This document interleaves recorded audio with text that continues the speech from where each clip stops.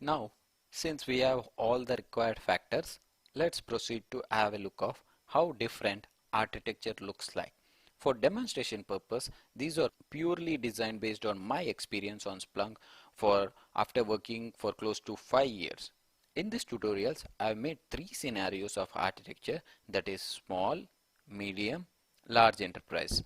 And the one more, the crazy one, I call it as, it's the large enterprise with high availability and clustering mention.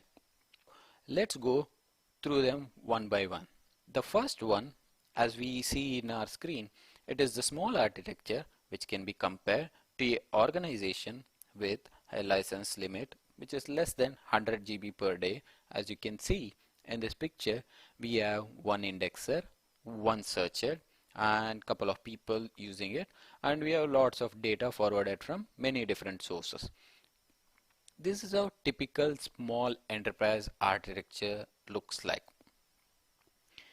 Here even the searcher can be optional. If you have just 1 or 2 users, all you can do is one indexer should be able to handle the 1 or 2 users load.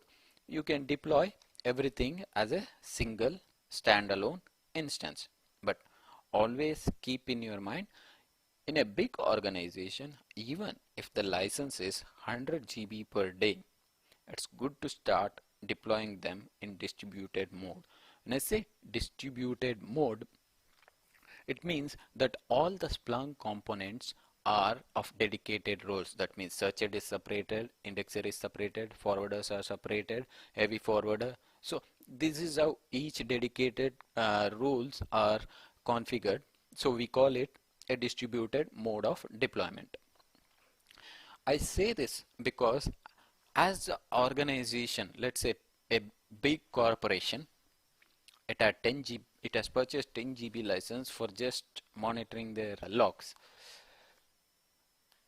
My experience, I've seen, like, once the organization realizes the value of Splunk and the variety of data it can process, it can scale from 10 GB to several hundreds of GB in a matter of months.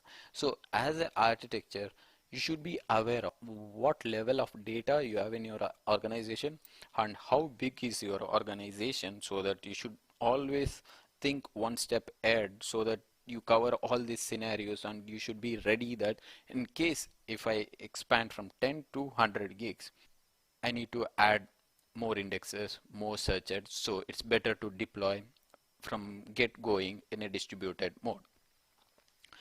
And as we have discussed, it can be scaled up from single instance setup to distributed setup, where each component will be responsible for specific task at any point of Splunk installation or operations phase.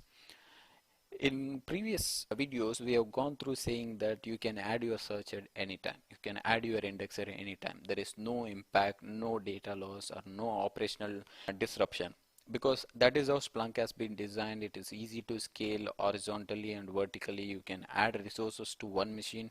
You can add additional components to one architecture, but you still have all the data. You can search, you can report, you can do everything. But it's always a good practice to start from a good foundation. Moving to the architecture, let me open up the designs which I have created for architecture. So here, this is the architecture which we have created for small enterprise, which has less than 100 GB of data. We can see we have only one indexer, one searcher, and many universal forwarder which are covered as a block, because it will be looking ugly if I draw lines from all these endpoints to pointing to one indexer. So I have made it a container and sending it as a single. The final motto is simple: all the logs which are collected by agents or syslog devices will be sent to the indexer. This is how a typical small Splunk architecture looks like. The data sources can be of syslog, firewalls, universal forwarders, Apple, Solaris, Linux, Windows, or even scripted inputs will be sending logs to our indexers.